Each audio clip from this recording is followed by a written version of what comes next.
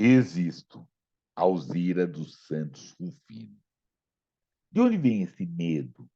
Sou, sem mistério existo, busco gestos de parecer, atendo a feitos, me conto, grito de onde vem essa vergonha sobre mim. Eu, mulher negra, existo. Alzira dos Santos Rufino. Salve a todas e todos. Sou Plínio Camilo e tenho o prazer de apresentar a Nota de Escurecimento Gerações, que é uma conversa que a gente tem sobre literatura negro-brasileira com autoras e autores negros brasileiros. E esse programa, essa boa conversa, eu ofereço para Lília Guerra, Cláudia Valesca, Beatriz Lima e A Memória e os Feitos de Alzira dos Santos Rufino. E aí eu chamo para brilhantar essa nossa conversa Kátia Fabiana. Salve, Kátia. Bem-vinda, querida. Como está você? Bem-vinda. Salve, meu rei! Gratidão imensa por aqui estar. Sou eu que agradeço, querida. Sou eu que agradeço, querida. Como está? Bem, se você me permitir, uma coisa que eu aprendi com uma das minhas ancestrais, uma preta velha linda, maravilhosa, minha vozinha, mãe de meu pai, ela sempre pedia licença, né? Sempre. E então eu também aprendi a pedir licença. E aí, se você me permite, eu vou pedir a minha licença para vocês. Por favor. Com sua licença, para chegar. Com sua licença, para chegar. Com sua licença, para entrar. E aí eu peço licença para chegar nesse espaço sagrado, nesta casa sagrada, no seu coração, e aqui a gente trocar um pouquinho, se assim vocês me permitirem, com muito amor e carinho. Por favor, querida. Permitimos, queremos. Por favor. Kátia Fabiana, por favor, se apresente, fala de onde você está, quem é, como está.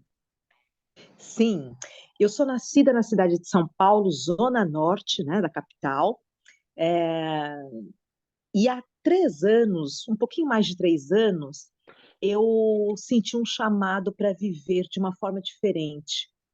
Eu estou nômade nesse momento e vivendo pelo mundo. E quando eu coloco pelo mundo, estou aqui no Brasil por conta até da pandemia, mas a ideia é o seguinte: o coração pediu, eu seguir. Então eu estou me colocando nesse lugar. Como é ser e estar aqui, não é? Como é chegar num lugar, numa cidade, pedir essa licença, ser de contribuição nessa cidade, receber o que essa cidade tem e experimentar esta liberdade, é, essa confiança, porque estando em São Paulo, teve um período que eu fiquei muito, nossa, você anda assim, né? E eu falei, será que a gente é tão ruim assim? Será que existe mais violência? Claro que tá aí, né? Tá posto, não é?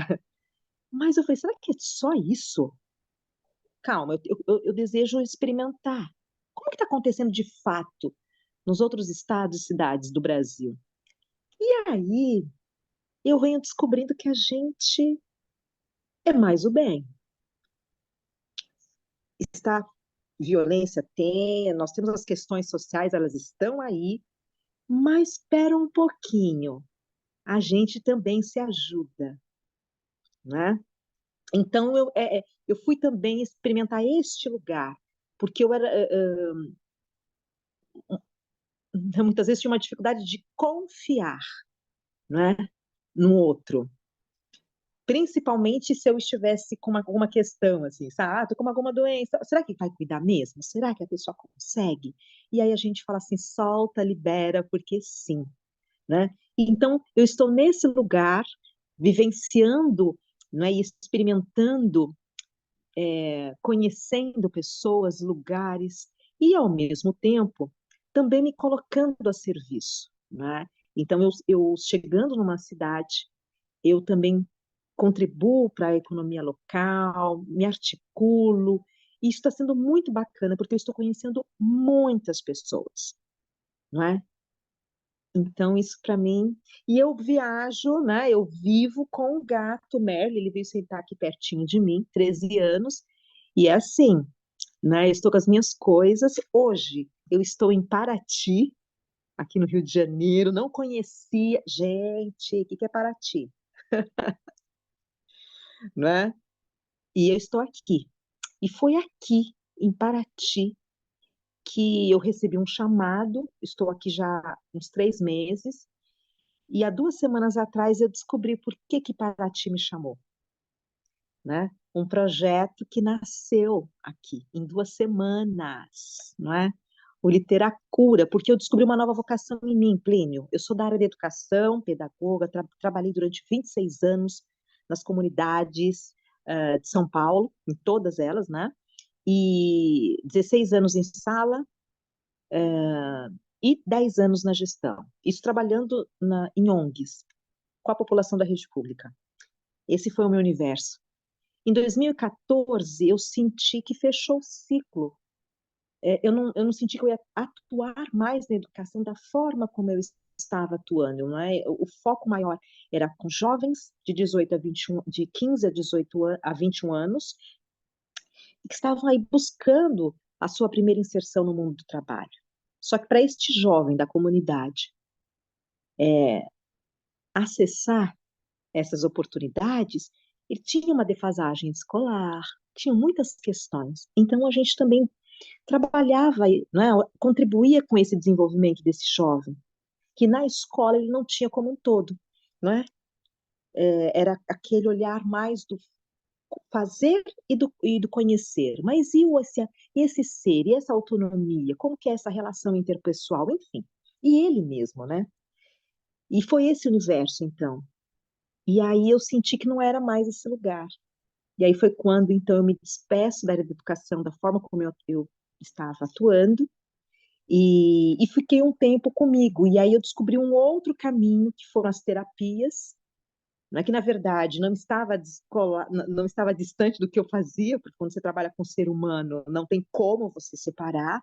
Então, você olha para este ser, mas aí eu fui experimentar esse lugar. E aí, o ano passado, nessas viagens, eu manifesto mulheres maravilhosas, e Fátima Soares, que é de Recife, que é a organizadora desse edital, dessa coletânea Velhas Sábias, que faz um tributo às que vieram antes de nós, mulheres, mães, tias, avós, madrinhas. E aí a minha primeira escrita, ela nasce. Então, estou me descobrindo nesse lugar agora. Eu sempre tive vontade, né? A gente traz muita experiência e nessas minhas andanças, muita gente falava: Nossa, Kátia, você me inspira. Nossa, essa tua história me despertou isso. E aí eu falei: Caramba, como é que a gente pode então aproveitar essas vivências, né? E documentar isso, né? Enfim, então apareceu essa oportunidade, que é o Velhas Sábias 2, que a princípio ia ser, né, eu fui participar de uma seleção e ela foi. Então, é uma escrita afetiva, mas que para mim foi muito significativa, porque eu faço uma homenagem à minha avó paterna, Jandira dos Santos Silva, mãe de meu pai, e que aos 47 anos ela assume, após o falecimento de minha mãe aos 27, eu com 4, a minha irmã com 3 e o meu irmão com 11 meses. E uma parte que eu trago, né, essa homenagem, esse tributo que eu faço a ela, é que todo sábado, não importava como estivesse o tempo, ou até mesmo ela lavava os nossos cabelos, o de minha irmã e o meu. Então, é esse arquétipo do tempo, essa qualidade do tempo. Era o tempo que ela tinha com a gente. 2 horas, em que ela destrançava os nossos lindos cabelos e a gente ficava com eles assim, soltos, sabe? Livres ao vento. E ela ia lá, lavava com todo carinho. Claro, né, gente? Como eu, pequena, criança é espoleta. Então, era em meio, muitas vezes, de uma chamadinha de atenção, mas contando história. Principalmente, eu lembro que eu perguntava muito, conta de novo, como que era a mamãe? Então, era nesse lugar gostoso. Era esse tempo que ela tinha comigo, no momento que ela estava lavando meu cabelo. Era o tempo que ela tinha com a minha irmã quando ela estava ali, diante de minha irmã, lavando e dando banho na minha irmã. E depois nós. E aí tem um fato também muito lindo que me traz, né, essa memória afetiva, é que quando ela então lavava, ela enrolava os nossos cabelos numa fralda branca, aquela fralda de pano, e ela dizia o seguinte: agora nós vamos descer e eu vou preparar um pretinho para vocês, um café. Eu sempre era fascinada pelo cheiro, mas quando eu experimentei o café assim, eu achava que o cheiro não combinava. E a minha avó, ela dizia, quando às vezes a gente pedia, né, mesmo, ela falava assim, não, mas criança não pode tomar café puro, porque senão fica muito elétrico. Eu já era, imagina, né? Então ela sempre, sabe aquele café com leite, né? Era só assim, mas no sábado ela preparava só para nós. Então essa memória afetiva que eu trago e que, na verdade, teve um impacto muito grande em mim e também na minha carreira. Porque quando eu começo a atuar na área da educação e que eu ouço mulheres que se sentiam muito mal em ter que deixar os seus filhos na escolinha, na creche, né, para trabalhar. E elas se sentiam culpadas, né, por isso. Então, prometia, filho, se você ficar aqui com a tia Kátia, eu te compro o chocolate que você gosta, eu faço isso. E aí foi quando essa memória chegou em mim. Eu devia estar com meus 20 anos, né? Eu atuei, com 19 eu entrei na creche do metrô, em São Paulo, que era destinado para filhos de funcionários. E foi ali que eu me descobri, né? Que eu ia seguir na carreira. E aí eu lembro que essa memória me chegou a partir dessa fala dessas mães, e eu falei assim, olha, não precisa, porque eu não preciso prometer nada para a criança, entende? Não é prometer, desculpa, compensar, porque se você ficar um minuto, mas estiver na presença, nessa atenção plena ali, vai ficar. Não é quantidade, mas é a qualidade desse tempo, não é? E aí foi quando então eu percebi essa grandiosidade, esse 2 horas que ela tinha conosco, né? Então eu fiz essa homenagem a essa deusa linda, essa anciã, não é? E agora, em junho também, já está no forno, vai sair o volume 3 e a minha história também foi uma das escolhidas, e eu trago ela também, porque aquelas barreiras, né? Ah, romper ciclos, né? E ela, quando pequena, adorava, ela queria muito estudar, mas o pai dela, minha avó é de 1927, o pai dela, quando descobriu que ela e mais 2 irmãs estavam estudando, ele tirou, porque a mãe dela colocou escondido. Ele disse, mas por quê? Para ser esposa e mãe não precisa estudar, né? Enfim, então ela não foi, e ela, claro, não conseguiu bancar isso, né? Cresceu, aquela coisa toda, casou, teve seus filhos, mas isso ficou, porque era algo que ela achava importante. Porque qual que era o trabalho? Empregada doméstica, lixeiro, pedreiro, mas de um lugar que não era reconhecido, não era valorizado, não se existia registro, não é? Então, e aí ela dizia, ela começou pelo meu pai e pelo meu tio. Quando ela é casada, não trabalhava, porque não era permitido à mulher, né? A esposa minha não trabalha. Mas ela ali, falou, não, dessa vez eu vou, não vou deixar isso passar, não. E ela foi trabalhar escondido. E com o dinheiro dela, ela pagou um dos melhores colégios de São Paulo na época, para o meu tio e para o meu pai. Quando meu avô descobriu, ele foi discutir com ela.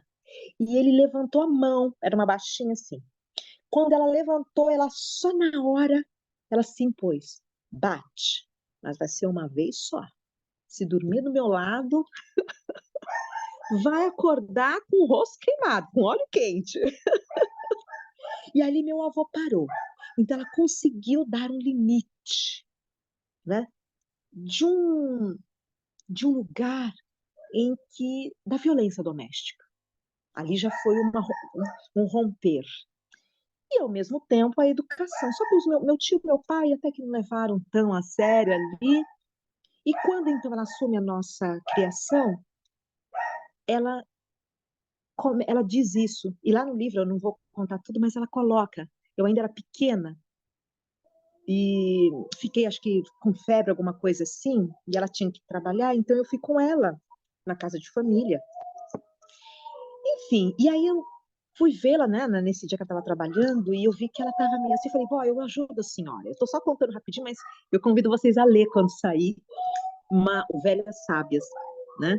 E eu posso voltar aqui também para apresentar. E ela fala assim, filho, eu falei, vó, eu vou ajudar a senhora para a gente ir mais rápido para casa. Ela, não, porque ela dizia, uma vez que você experimentar, você pode ser que você não pare, porque, né? Aí ela falou assim: não, não, não, deixa que eu vou trabalhar. E aí ali começou algo que foi maravilhoso, que fez total diferença na nossa vida. Ela disse assim: a única herança que eu vou deixar a vocês é educação. Vocês vão ser auxiliares de escritório. Tanto que o título é exatamente esse. Vocês vão ser auxiliares de escritório. Em que depender de mim, vocês vão estudar. Ou seja, vão trabalhar como auxiliares, porque vocês vão ser registrados, vão ter né, os seus direitos garantidos. E aí, meus amores, nós fomos, eu fui auxiliar de escritório. Inclusive, ela ficou tão feliz. Quando eu fui com a carteira, ela era uma rezadeira, benzedeira de mão cheia. E ela acordava todos os dias, 4h30 da manhã, e ela fazia o rezo dela. E ela colocava o nome de cada um. E aí eu me lembro, porque eu despertava, ela agradecendo. Ai, Senhor, obrigada. A Kátia vai ter uma vida melhor que a minha. Ela conseguiu auxiliar de escritório. O meu irmão foi office boy, Cristiane, minha irmã, assistente de contabilidade, ali. E aí, meus amores, isso que é lindo. De tanto ela trazer isso pra gente e fazer todo um esforço mesmo, até dela, ela se anulou pra gente chegar onde a gente chegou. Nós fomos além de auxiliares de escritório. Nós fizemos faculdade, pós-graduação.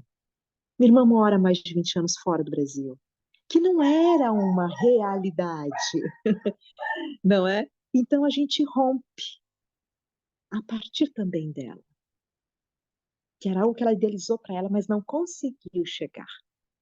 Então a gente tem que honrar aqueles que chegaram antes de nós, né? Eu acho tão lindo isso. Então eu realmente trago com muito carinho, eu faço com muito carinho essa homenagem a essa preta velha linda, minha vozinha. Assim como tem minha mãe, tem outras mulheres lindas na minha vida que vão receber a minha homenagem, não é? Porque aí, nesse chamado que eu recebi para estar em Paraty, eu compreendi qual foi, né? Honrando essa ancestralidade, sentindo essa energia que Paraty tem, que traz um contexto, né? Nasce o Literacura. Então, essas duas histórias que estão publicadas no Coletânea, eles também estão aqui.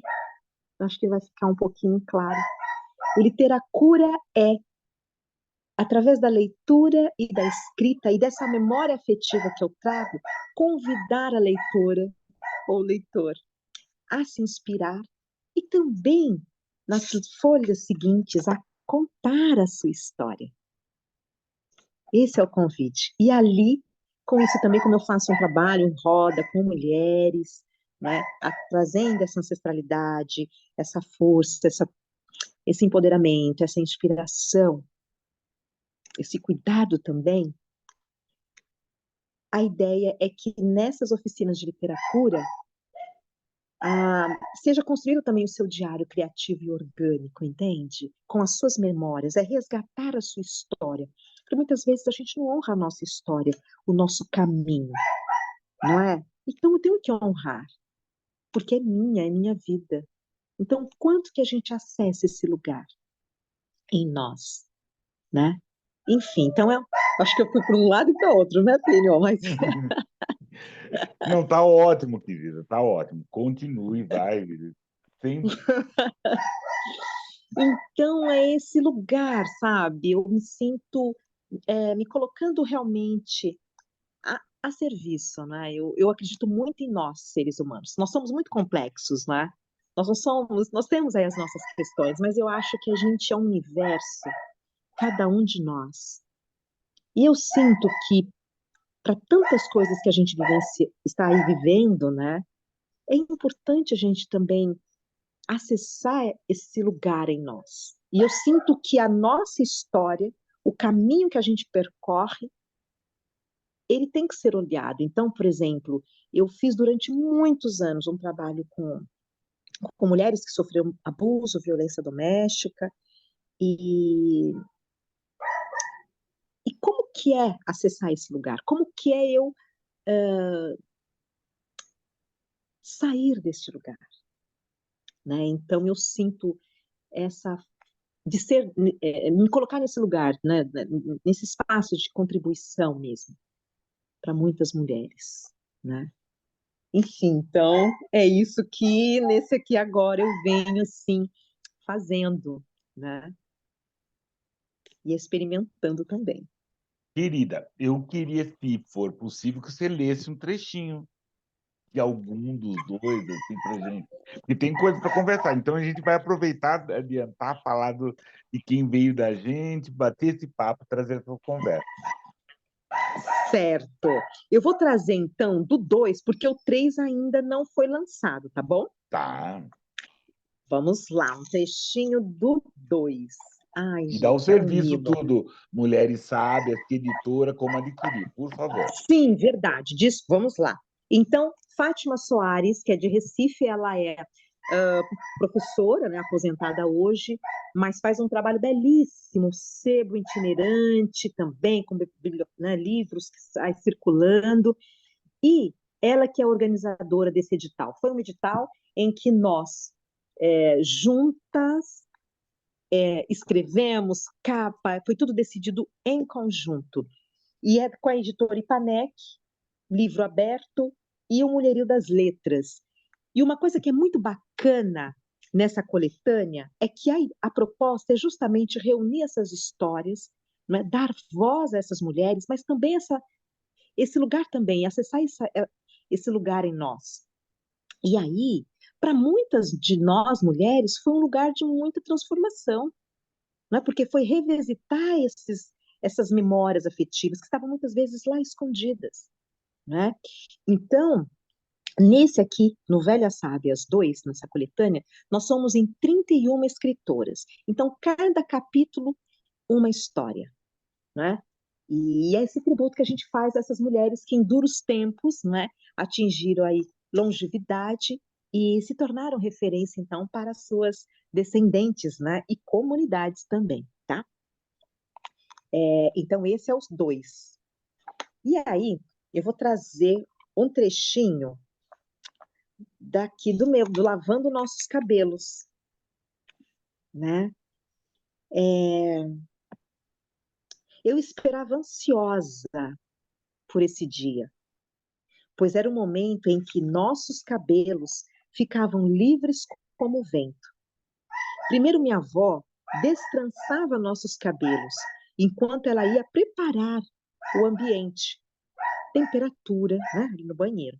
Separar os produtos que eram preparados por ela, pente para desembaraçar nossos cabelos molhados, as fraldas que seriam enroladas em nossa cabeça, toalhas de banho, a roupa que iríamos vestir.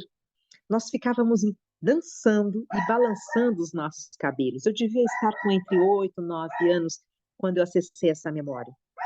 Então, quando tudo estava pronto, minha avó ligava o chuveiro, abria o chuveiro, sentava em seu banquinho e me colocava de frente para ela e começava a lavar os meus cabelos. Enquanto o hidratante estava no cabelo, me ajudava a tomar banho. Em seguida, enxugava meus cabelos e enrola a fralda branca em minha cabeça. E eu ia me secar e vestir. enquanto ela repetia o mesmo processo com minha irmã.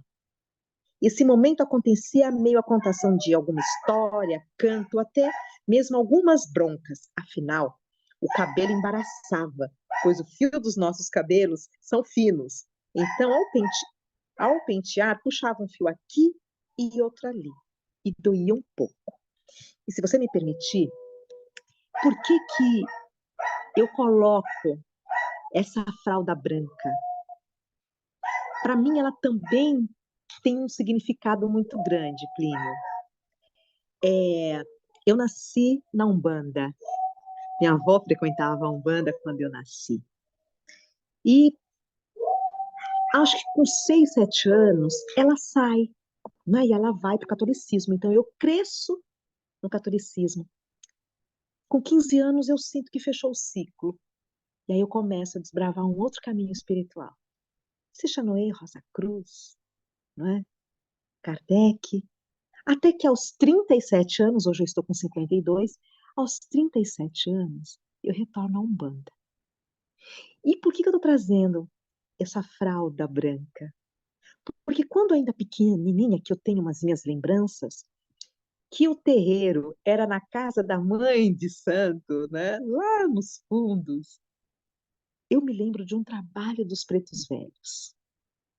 E eu queria estar ali. Gente, era assim, ó. Minha avó, ela tava todos nós, crianças, primos, brincando. Ela fala, ai, vou aproveitar que eles estão brincando e vou para a igreja. Eu escutava, eu falava, tô indo. Eu sempre fui muito conectada com a espiritualidade, sempre quis. Eu acompanhava ela em tudo.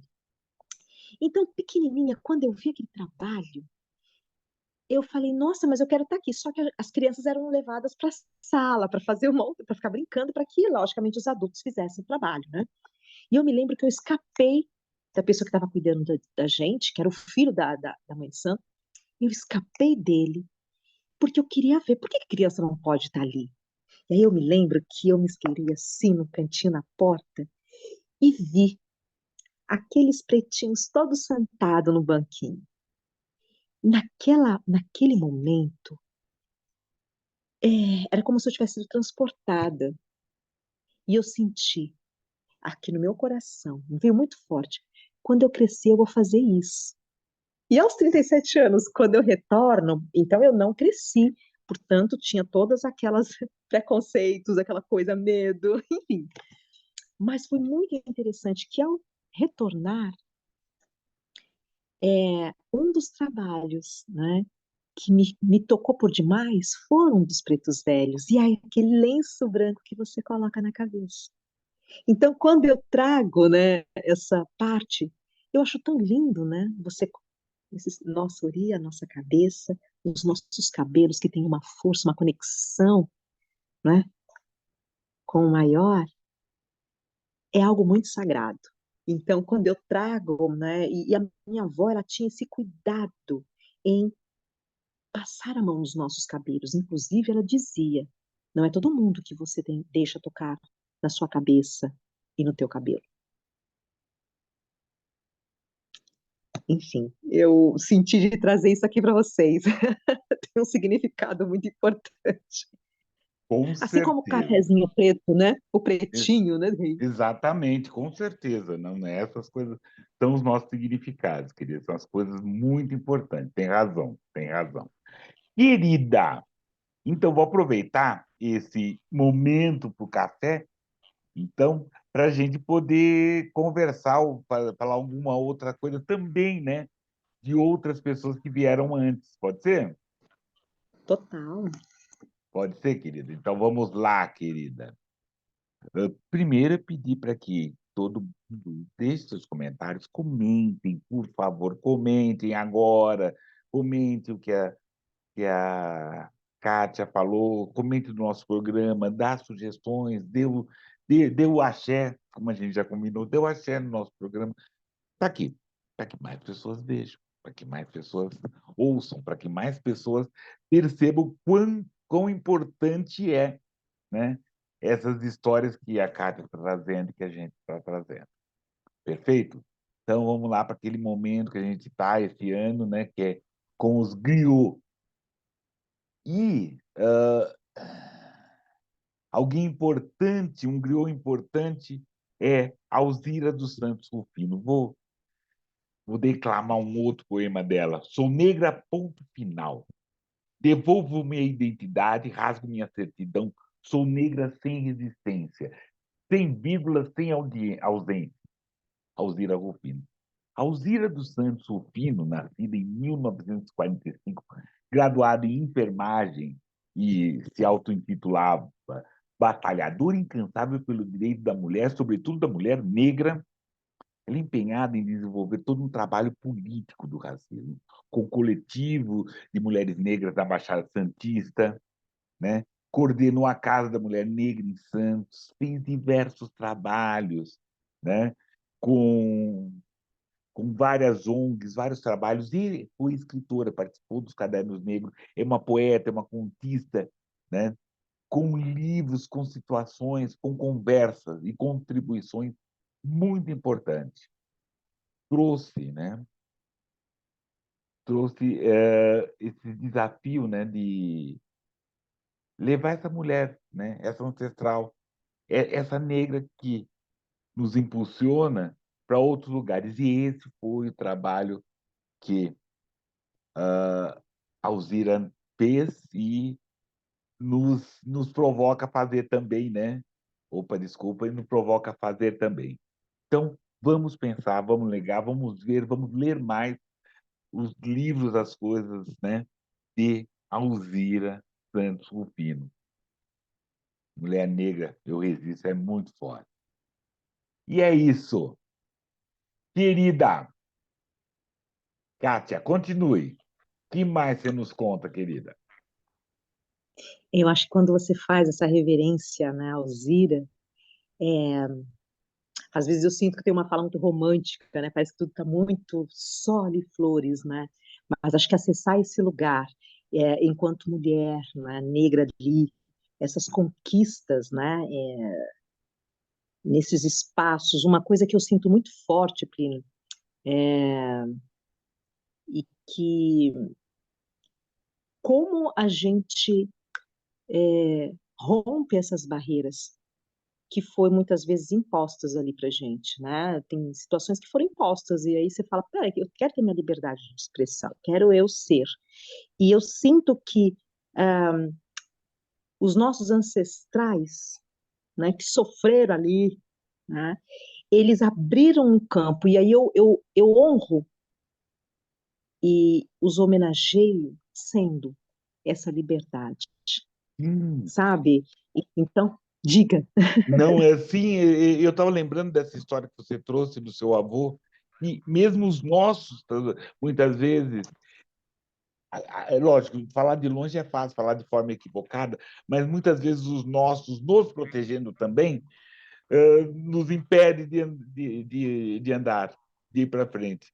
Né? Ah, tá, ele é o puro machismo, a pura questão de que eu sou o provedor. Não, porque se hoje é difícil só um homem prover uma casa, imagine né, mais tempo atrás, né, no começo do século retrasado, né, em São Paulo, como era difícil para esse homem, como ele se desdobrava, né, como ele fazia toda a coisa, o peso, esse peso dessa história toda. Então não era só uma questão de vou fazer isso porque é legal eu, né?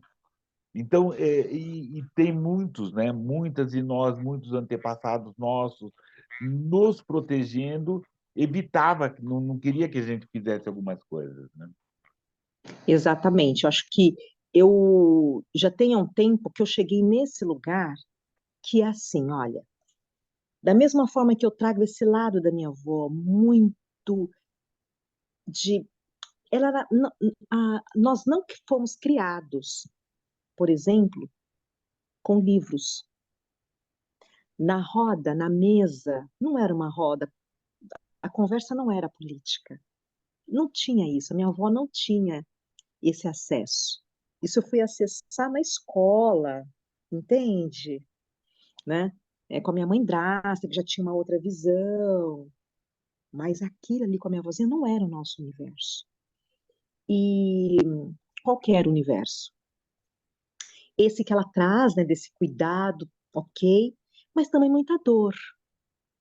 E um lado com a figura masculina muito forte, a sexualidade.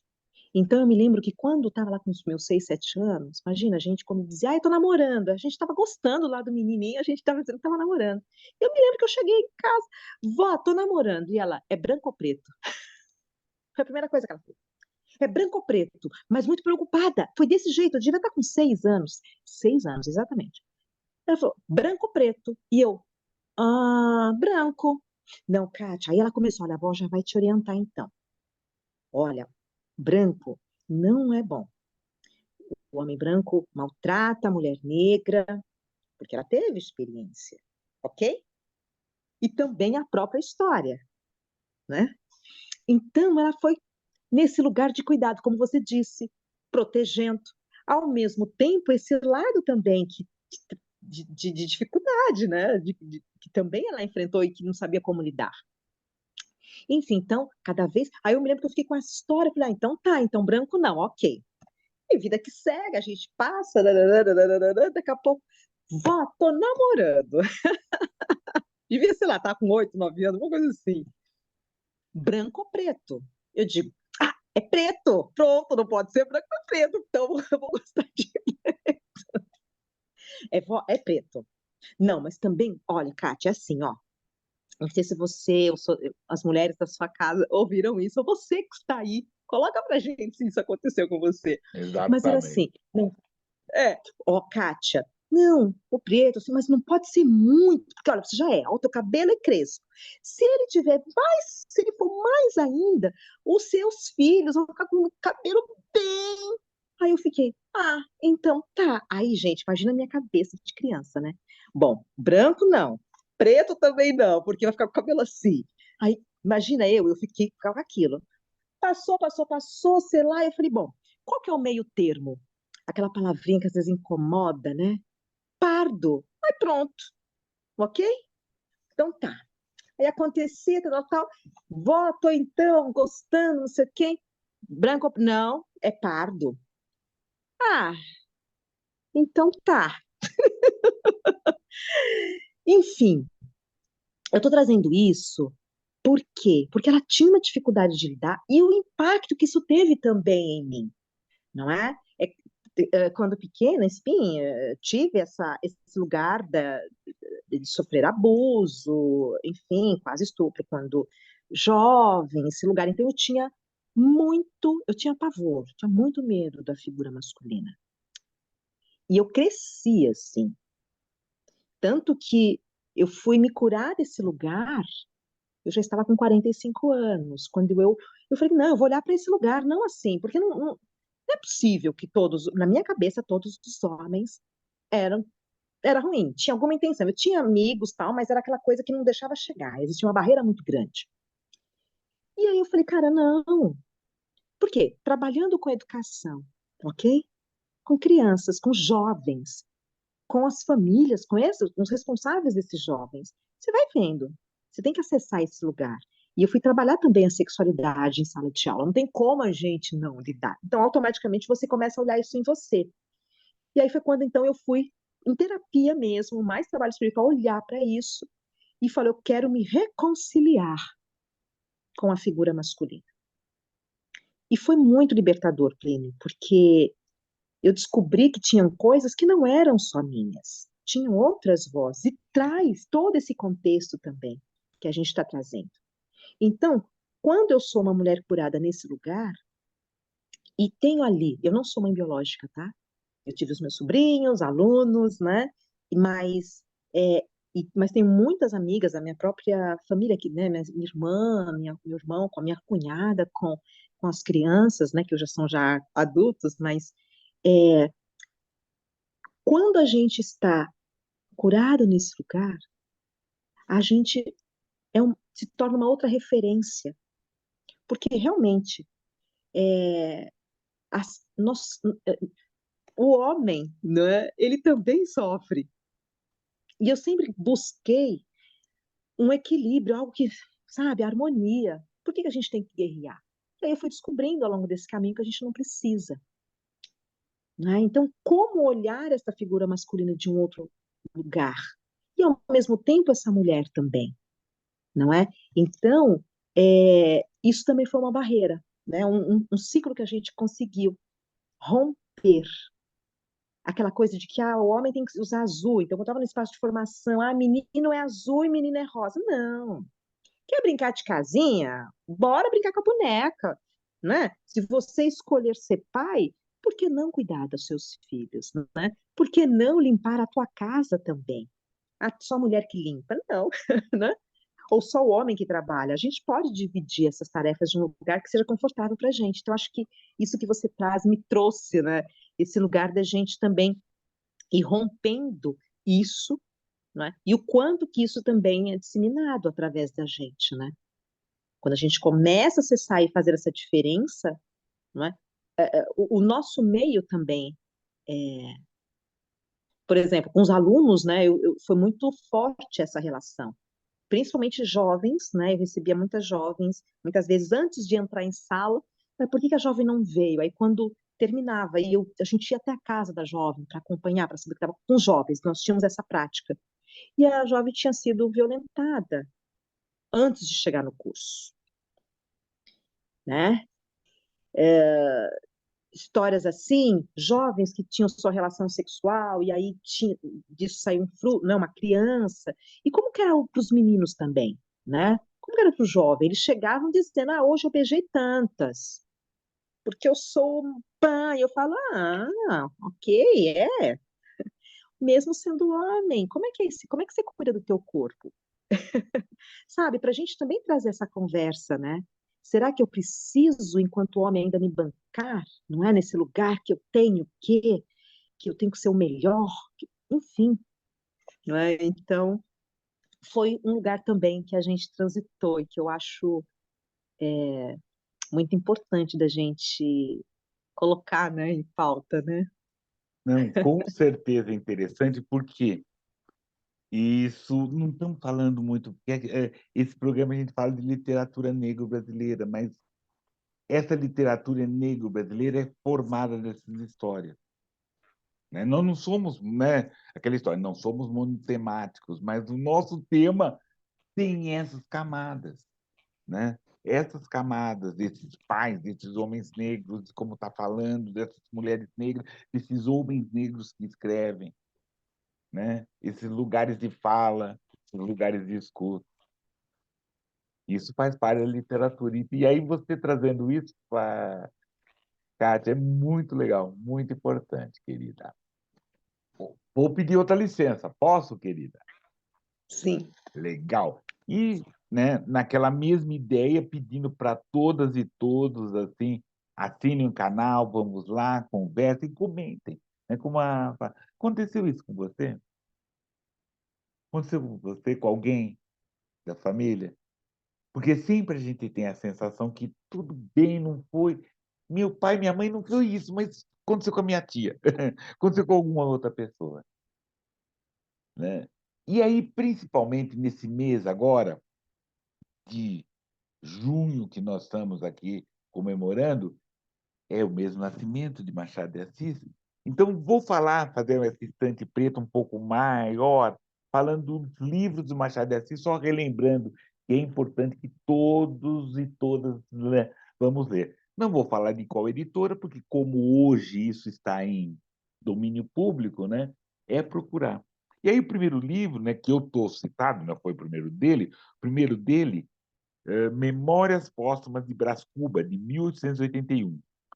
Ele inaugurou, né, aí foi a USP, a literatura canônica, afirma que ele inaugurou o realismo no Brasil.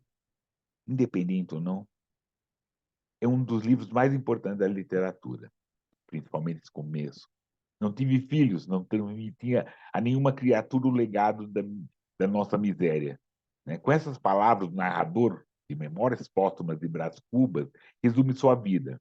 O tom assumido da obra, bem como as técnicas empregadas na composição, são alguns dos fatores que justificam Machado de Assis lugar como um grande escritor, né? Não só do século XIX, como do século XX, ou um dos maiores escritores negros, ou o maior escritor negro que nós temos. Né? E é um livro que vale a pena a gente ler, reler e estudar. Um outro importante também, Dom Casmurro, de 1899. É considerado uma da obra famosa, né? E ele fala sobre toda essa situação do Bentinho, da Capitu. Também tem um narrador muito peculiar, né? Onde o Bento Santiago, né, retoma da sua infância, falando sobre as ruas, sobre o passado, contando dos amores, né? É falado na primeira pessoa, né? Revela sua psicologia, seu olhar. É um dos grandes livros, né? Vamos ler outra vez. Outros deles, muito interessante, aí eu até trouxe alguns extremos de Helena. Helena é de 1872, né? Pertence à fase que a literatura canônica coloca, a fase romântica, né? Ele, porém, nesse livro já tem todo um olhar da formação dos personagens, né, da formação dos personagens do Machado de Assis. Tem vários livros, de ano passado a gente já conversou, vários livros que falam dessa, dessa crítica a essa elite carioca do Segundo Império, a questão do espólio, essa relação de classe social. É muito importante esse livro para entender também o momento do Brasil que Machado de Assis espelha. Um outro também importante é Esaú Jacó, de 1904, né, de Machado de Assis. Ele foi publicado, ele tinha escrito antes, mas ele é uma história, como ele fala, uma história simples, acontecida por acontecer. Dois jovens bem-nascidos, gêmeos, Pedro e Paulo, digladiam-se intermináveis conflitos e reconciliações, desde o útero da mãe até a idade adulta. Ele luta por amor, da Flora Batista. O enredo e é interessante, um outro narrador, é o Conselheiro Aires, o alter ego, né? Não digo que seja o alter ego do Machado de Assis, mas é esse narrador e e é um narrador personagem onde compartilha todas as situações, onde comenta e onde faz também toda uma crítica. Machado de Assis tem uma literatura de muita crítica, muito falar, né, daquele momento, daquela realidade. Os últimos dois, né, para a gente poder fechar, 1991, 1891, Quincas Borbas, né?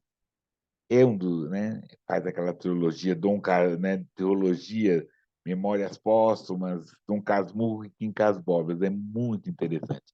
Ele narra as aventuras de Rubião, herdeiro do filósofo incompreendido Quincas Borba, né?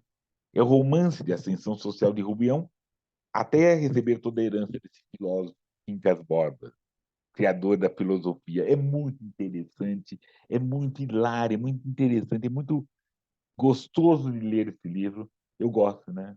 Eu gosto, é um dos que eu mais gosto dele. Por final, Memorial de Ares, né? É o último romance escrito do Machado de Assis, publicado no mesmo ano da sua morte, em 1908. E está, né, é um diário, né? Ele está com entradas, né? Tem várias nuances, muito interessante, muito importante, né? Muito importante, muito legal e inspirado em personagens reais. Tem uma leitura, né? Que eu muitas vezes vejo que é uma leitura resumida, né? Não é resumida, que diminui a questão do Machado de Assis, que os personagens são um espelho de Machado de Assis, ele estava numa idade já que estava. Não, ele estava forte, estava interessante. A ideia de você falar desse diário, falar das pessoas, é um momento do Machado de Assis agora, muito legal. E esse é nossa estante preta.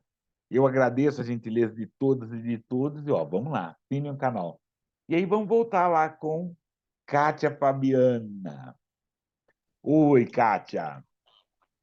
Falei demais agora, Oh, mas é que Machado de Assis merece. totalmente, faz total sentido, né, meu rei? Conforme eu estava aqui, enfim, lembrando, né, desse o meu primeiro acesso ao Machado de Assis, né, na escola. Olha como que é isso, né? Não foi de um lugar confortável, gostoso e prazeroso, né? Você tem que, olha isso. Mas é claro que quando eu acesso, né, depois, você vai de um outro lugar. É, por isso que é importante, né? Eu fui ter acesso à leitura, mesmo na escola. Eu lembro que a gente mudou muito, sabe, prima? Então, eu tenho, até hoje eu estava lembrando disso. Eu tenho alguns arquivos aqui que não tem nada de português, de história, de geografia, porque como a cada 6 meses, às vezes, a gente estava mudando, então eu estava no primeiro semestre numa escola, numa atividade, enfim, com um currículo, aí quando ia no segundo para outra escola, o que eu vi no primeiro é que o pessoal estava vendo no segundo semestre na outra escola. Então eu não tenho alguns conhecimentos, não tenho mesmo, não acessei. Mas quando chegava na aula de história, geografia e português, eu ficava fascinada. Só que eu ainda peguei alguns professores que já estavam acessando, infelizmente, esse lugar da escola, desse lugar de não ser muito reconhecido, né? Enfim. E aí, o que estava acontecendo? Estavam cansados. Ou aquela prática que era do decorar, ok? Que quando a gente acessa, é aquilo. Uma coisa que eu aprendi ok, é o que a gente tinha, né? Naquele momento. Então, o que eu posso fazer de diferente agora? Mas é muito interessante quando você traz essa nossa literatura, esse, por isso que eu sou muito apaixonada e me coloco mesmo, como que a gente traz, como que a gente insere essa leitura de uma forma também prazerosa e levar, né, ter este acesso à leitura. Então, uma das coisas que quando eu estava ali com o jovem era justamente essa, muita defasagem no que diz respeito à comunicação e expressão. Então, como a gente levava esse português, né, essa comunicação oral e escrita para este jovem que já estava ali chegando na reta final do ensino médio, né? E ainda com dificuldades na escrita. E aí é que entrava esse lugar, né? De a partir do que ele já sabe, no caso, eu curto funk, rap, falei, bacana, canta aqui para mim, deixa eu sentir. Aí a gente diz o seguinte: pois então eu vou te desafiar, porque jovem adora. Eu falei, então vamos lá. Como que é no funk você colocar um coloquial? Ah, professora, tem que ter palavrão, tem que ter isso. Eu digo, será que não dá para fazer? Porque essa batida é legal, mas dá para a gente colocar uma outra letra, compor aí de um outro lugar? Ah, acho que não dá. Bom, seguinte, bora pro desafio? Aí eles ficavam pensando, tá. E aí, no momento que eles iam compor, mas espera aí, o que é esse negócio aí? Tipo, como que eu faço? Que palavras, que termos? E aí a gente começava a falar sobre, não é? Essas regrinhas de português, ou o que é uma prosa, o que é uma poesia. Enfim, trazer um contexto que estava meio que perdido. E aí eles criavam, gente. Era muito lindo, compunham com uma história, e a partir dessa história também deles, entende? Mas utilizando, aprendendo, né, e sendo instigados, porque aí quando opa, como que eu vou fazer isso? É, quando a gente é, deseja aprender algo, a gente vai pesquisar, e era isso que a gente queria instigar nesse jovem, né? Então, eu acho que esse acesso à leitura é importante. E com literatura, essa é a ideia. Ainda tem muitas pessoas que não têm acesso a essa leitura, não gosta até. E uma coisa que, conforme você estava falando do Machado de Assis, como é importante a gente dar voz à nossa história.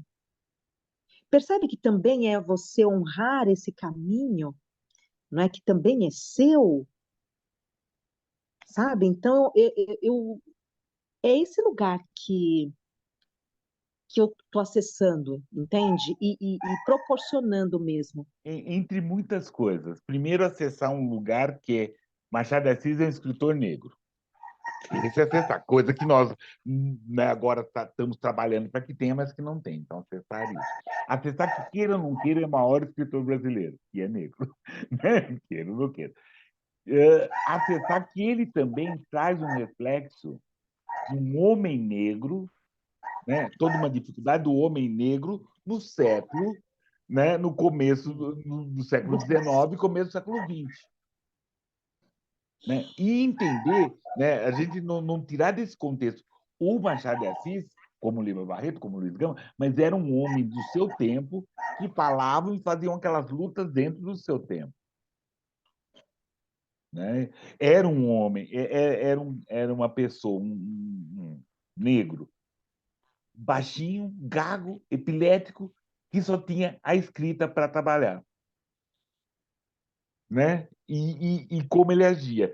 E como nos romances dele, ele faz toda uma crítica, ele demonstra, para você conhecer também o século XX, como é o Brasil, como era o Brasil, como era Rio de Janeiro, precisa ler Machado de Assis. Né? João do Rio, Lima Barreto e outros mais. Mas você precisa ler, porque ele não está deslocando uma história, ele não está jogando em Saturno, ele está falando do Rio de Janeiro. E também, principalmente, assim, ele está falando de si, mas falando. Esse si é um si, um si narrativo. Ele não está contando a história dele, ele está contando muito além da história dele, ele tá refletindo a história dele, porque aquela história dele eu contaria de uma outra forma. Isso que é muito legal, você ver e ler e assistir, né, Machado de Assis. Isso é muito bacana. Né? E você sabe que você trazendo isso, uma coisa que, lembra que eu falei há pouco, que eu tenho realmente esses vazios, porque por conta das mudanças, enfim, a própria história que a escola ela foi caminhando aí. Gente, tá um pouquinho de barulho aí, não sei se está chegando em vocês. Mas é o fundo musical. Ah, então tá, eles resolveram, enfim, Não, é o levar fundo nesse aqui musical. agora. É essa história. Quando a gente agora fazendo online, é isso. É isso. É isso. Bom, e é tão bacana, Plínio, porque eu acho que isso que quando é isso que eu estou sentindo agora quando vai escrever, né? É um outro lugar da pesquisa, porque quando você vai escrever algo, o que está acontecendo também? Então, por exemplo, isso está sendo um convite para mim de acessar como que está o contexto político social, né? Ou como era. Isso é muito, gente, né? É por isso que eu estou dizendo, está sendo de um aprendizado também para mim de como trazer essas informações, não é? Contextualizar mesmo, não ficar só nesse lugar, olha isso. E, ao mesmo tempo, nesse trabalho também, resgatar isso. Tá, vamos olhar para nós. Mas o que está acontecendo nesse entorno nosso? Por que que, de repente, eu tenho essa dificuldade? E eu falo muito abertamente, Plínio, é, eu tenho muito que aprender. É muito Opa! interessante. Acho que eu aprendi bastante. Mas é muito bacana que eu falo, gente, eu estou acessando agora, através da escrita, lugares que era para ter acessado lá quando pequeno. Mas está vindo agora para mim. E como que é isso, né? Com certeza. Então, Não, e é um entendimento, porque eu fico aqui imaginando, eu não consigo pensar de outro jeito para poder entender, por isso a gente falou da questão do avô que levantou a mão, porque o que era um homem negro, vamos pensar, o que era um homem negro no começo, né, da década de 30 em São Paulo, onde nós tínhamos, ao mesmo tempo, uma frente negra forte, mas que também não estava atingindo todo, que nós tínhamos toda uma questão de você cuidado, né? A abolição era recente, tá, né? 30 anos, um pouco menos, um pouco mais. Né?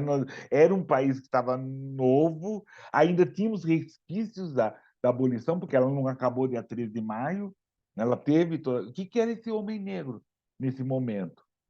Né? Como que era ele andar na Praça da Sé, né? Que era um espaço onde tinha a frente negra, tinha o integralismo, tinha várias outras coisas. como que é essa história? Não tem que entender. Porque fica assim, gostaram, mas como que ela conseguia trabalhar escondido? Né? O trabalho é outro, o tempo é outro. O tempo era outro. O contar, pensando, o relógio andava mais devagar, ou andava em outro compasso, né? Que dava para trabalhar. Mas que também como que era esse homem que tinha que ser provedor? Então, todas essas camadas é bem interessante para a gente quando a gente fala, pensa e olha. E, né, em vez de ficar apontando o dedo para que eram folgados, ou eram vendidos, ou eram essa história toda. Assim. Era. E,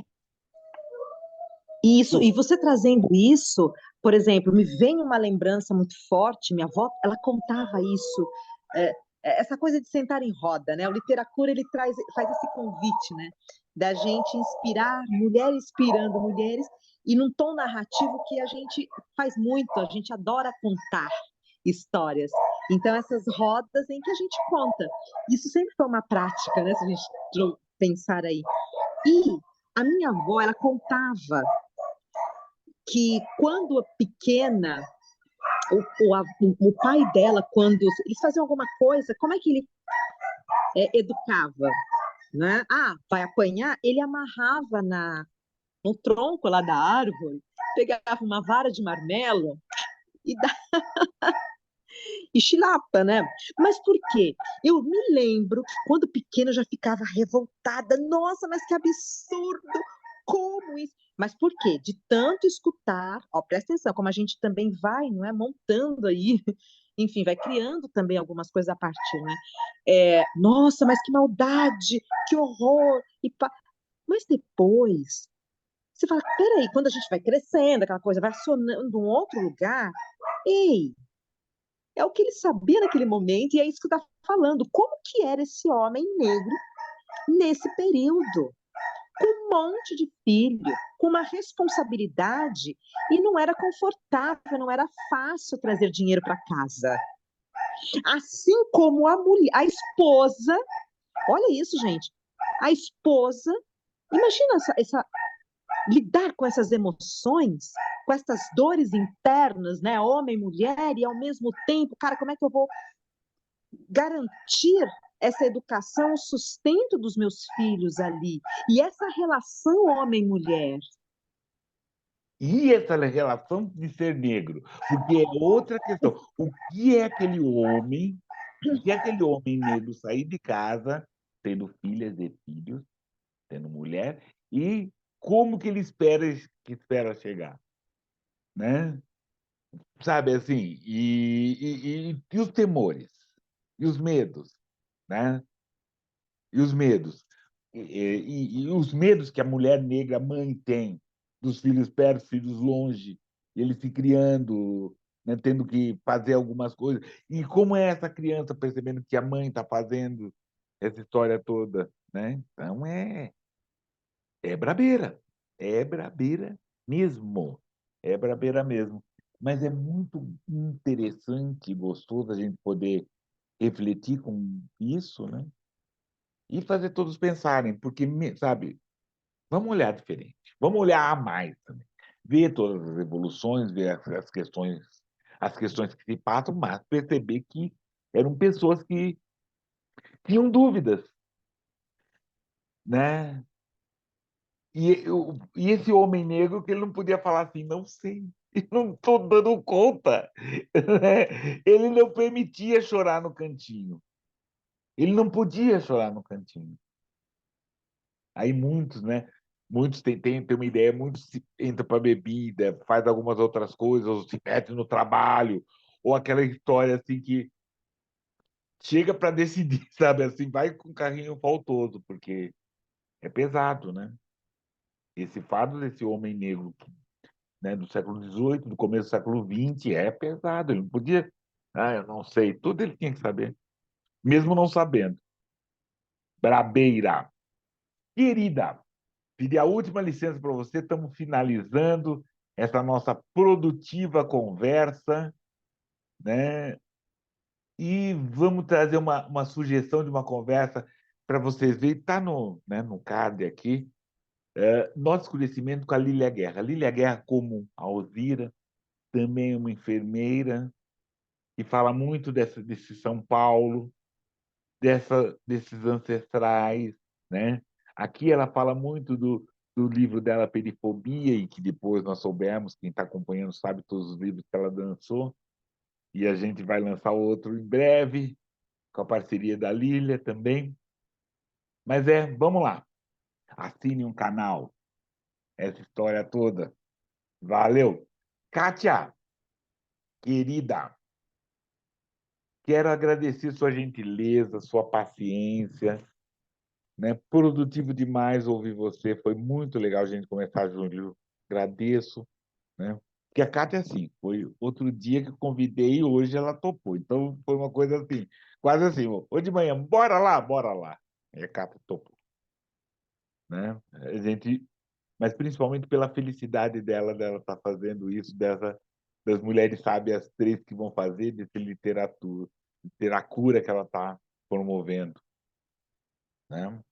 Querida, então, assim, estou pagando primeira parcela da nossa parceria, né? Espero que a gente pague outras, querida. Muito obrigado. Gratidão a você, meu rei. E eu acho que mostra esse lugar tão gostoso dessa dessa comunhão e desse lugar que a gente se olha, não é? Que a gente está junto. Isso é muito rico, não, Clínio? A Com gente certeza. poder justamente chegar, sentar com muito respeito, com muita confiança e se escutar, mesmo na diferença, mas a gente está aqui. Isso é rico por demais, a gente acessar esse lugar. Então, que a gente possa cada vez mais mostrar que não é desafiador, porque como você disse, né? Os homens de nossa família, os homens que nos antecederam, eles foram para a bebida. Não foi diferente na minha família. E muito forte, porque, querendo ou não, te tira daquela dor, porque você não sabe como fazer. Assim como mulheres também, né? Acessar um lugar de uma válvula de escape, porque é difícil realmente, né? Só quem passa sabe. Com Mas é certeza. muito. E até eu penso daquelas carolas que a gente tinha, daquela tia Carola, que era de igrejeira, né? Eu tive que era igrejeira, e dentro da igreja católica, igrejeira, aquela católica que ia lá na missa do São Benedito, de manhã, de tarde, tá? Ia no sábado à noite, depois das 6, que valia para o domingo. Sabe? Aquela. Pois é, né? E aí, enfim. Mas eu acho que é esse lugar, a gente acessa eu sinto que nesse agora que nós estamos, né, mais despertos e fazendo, eu acho que assim,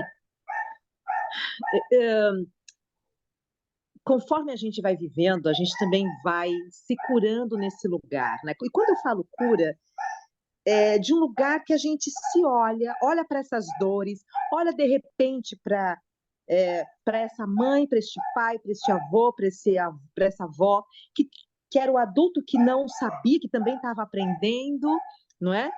Mas que chegou em nós e que ao invés da gente só culpar, a gente de fato para e pensa, né?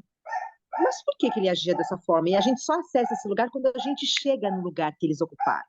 Quando eu estou com 18 anos, quando é pai, quando é mãe, é que a gente vai sentir, né, também.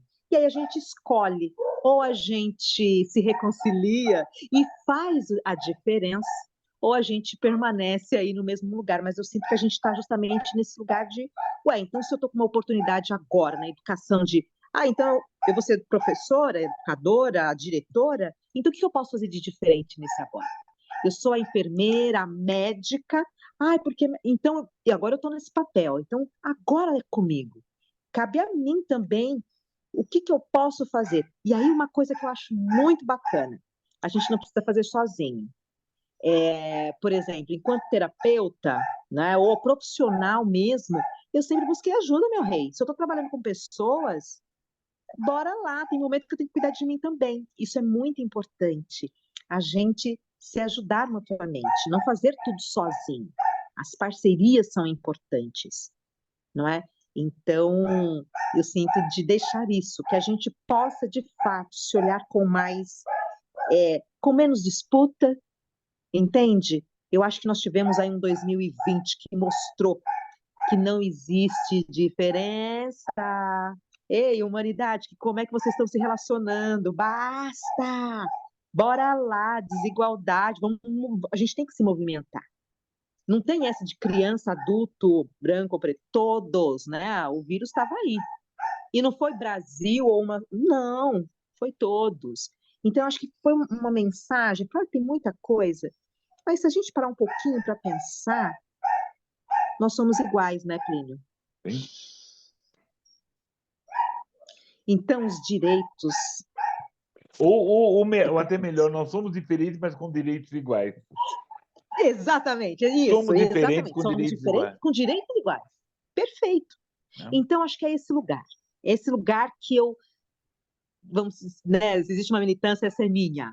Eu sei que eu não sou daquela, mas eu vou pelas bordinhas, a gente vai ali com um livretinho e dizendo o seguinte: bora, mulher, desperta, bora, homem. Dá pra te falar uma coisinha que você me fez muito forte? Em 2020, período no auge aí de pandemia, eu fui convidada, eu acessei um lugar do benzimento. E eu benzi muito online, não é? E aí eu fui indicada por um rapaz, um homem me procurou para benzê-lo, para fazer uma sessão até de teta healing, eu faço bem sem teta. E aí, tô ali, aqui, né, no online, conversando com ele, e eu percebo que ele está incomodado. E eu dizendo para ele, olha, fala para mim o que está acontecendo, né, porque eu precisava escutar para saber como é que eu podia fazer a intervenção. E aí, ele não conseguia, ele chegava até um ponto e não falava. Eu falei, mas o que está te incomodando? Eu sentia que tinha alguma coisa aqui, ó, preso. E aí eu me lembro que eu perguntava e não vinha, ele contava, ele ia para um caminho, até que eu lembro que eu me aproximei bem assim da câmera e falei assim, esquece que eu sou mulher, não sei, me veio muito forte isso, esquece que você está diante de uma mulher e, e coloca o que você está sentindo agora, porque eu perguntava, mas o que você está sentindo? Né? Mas o que você está sentindo? Como é que está aí o seu coração? Tá doendo? O que está acontecendo? Olha para isso. E aí eu falei isso no lugar. Esquece que eu sou mulher e permita-se só ser cuidado, ser escutado.